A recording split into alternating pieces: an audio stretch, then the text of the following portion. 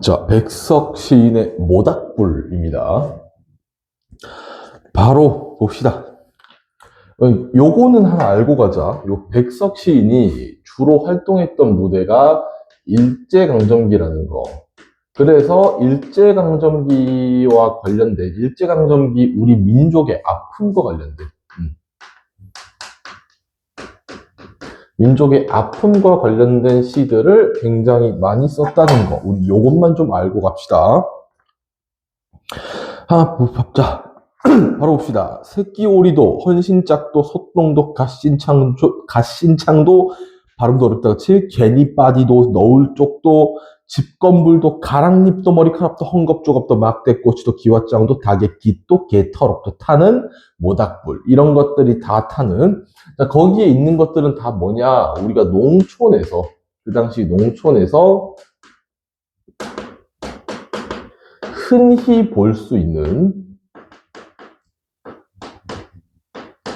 농촌에서 흔히 볼 수 있는 물건들이야, 그치?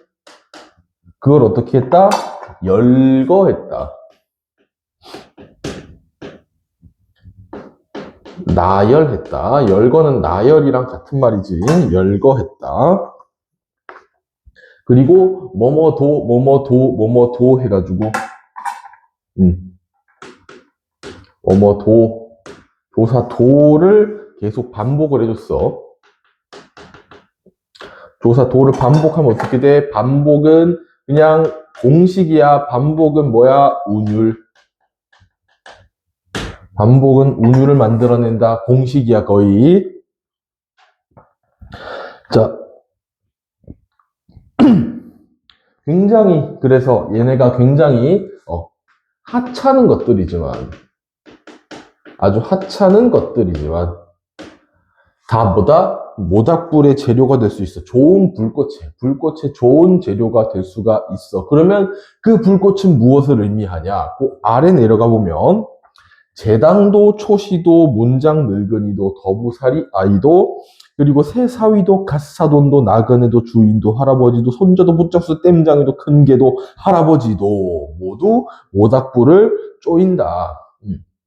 농촌에서 사는 사람 그리고 동물을 열거했어. 사람과 동물을 열거했어. 이것은 곧 뭘 의미하냐면은 위아래, 앞뒤, 귀천, 귀하고 천하다는 뜻이지. 귀하냐 천하느냐, 귀천 그런 거 그런 구분이 없이 모두 모닥불을 쬐고 있어.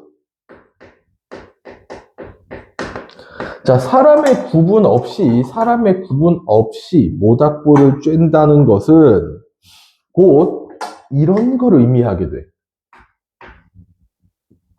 어떻다? 평등과 화합. 자, 모두가 함께하기 때문에 평등과 화합 또는 공동체적인 가치를 의미하기도 하고 유대감을 상징하기도 한다. 이게 다 뭐가 상징하는 바다? 모닥불이. 이걸 전부 다 모닥불이라는 것으로 하나로 묶을 수가 있지. 이 앞에서 모닥불을 다 쬐고 있어. 그렇다면 이 모닥불은 위아래 앞뒤 귀청 구분 없이 모두가 모일 수 있게 만들어주는 그런 소재지, 그치? 그렇다면 모닥불은 평등, 화합, 공동체적 가치, 유대감 같은 것들을 상징하는 것이다. 이런 식으로 얘들아, 열거하는 방식이 있잖아. 위에서 열거하는 방식은 참고로 요거 하나만 알아놓읍시다. 옛날에 조선 후기에 유행했던 판소리나 사설시조에서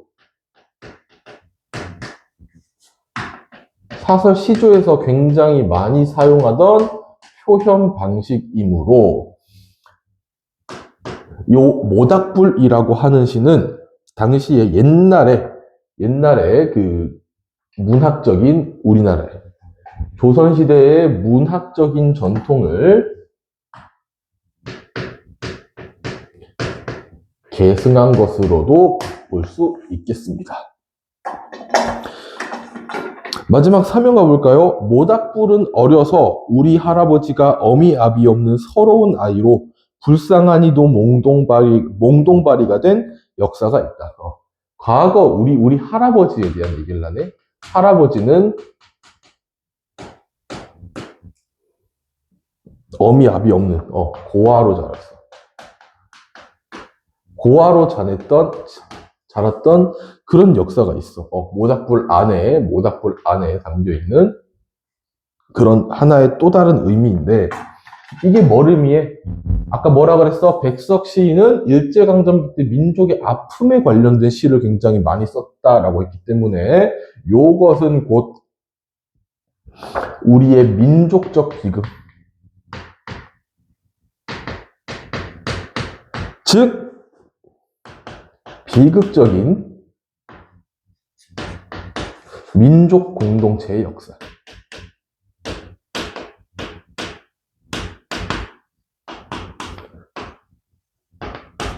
요런 것이 담겨 있다.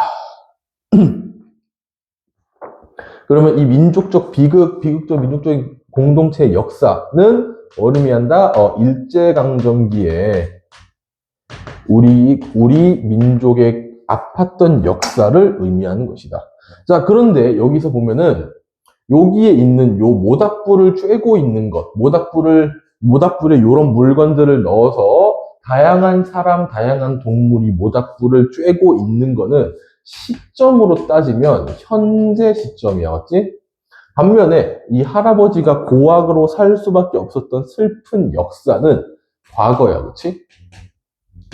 그렇다면 여기 1, 2연에서와 3연에서의 내용적인 대비가 이루어지지, 그렇지? 내용적인 대비가 이루어지게 되고, 이 내용적인 대비는 뭘 의미하냐면은 과거가 현재의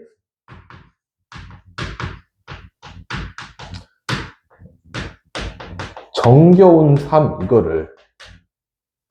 현재의 정겨운 삶, 요거를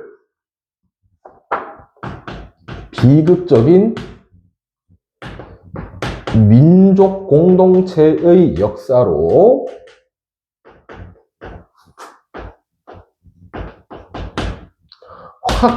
확장하는 효과가 있다.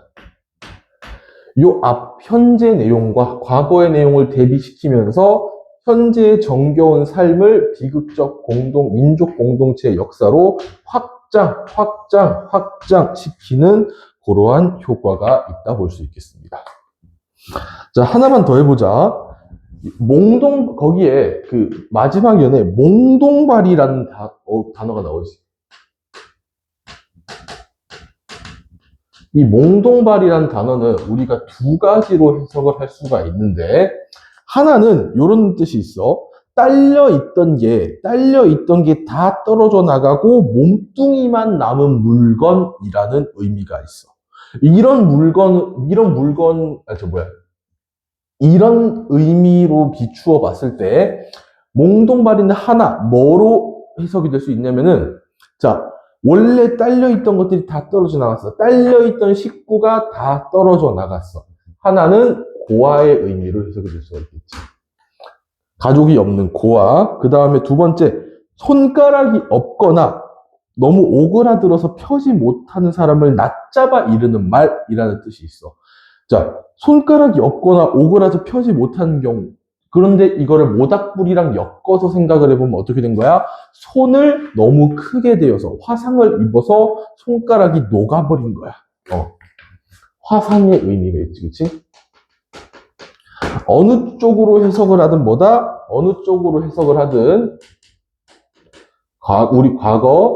우리 민족의 슬픈 역사를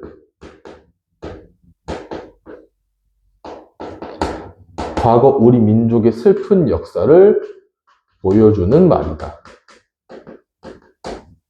라고 할 수가 있겠네. 그렇게 할 내용이 많지는 않습니다. 요것만 잘 해놔도 충분히 괜찮을 것 같아. 그래서 정리를 해보면은 우리 요 모닥불이라고 하는 것을 다시 생각을 해보면은 모닥불이라는 소재에서 다시 생각을 해보면 모닥불은 어떤 것이다? 화합, 포용,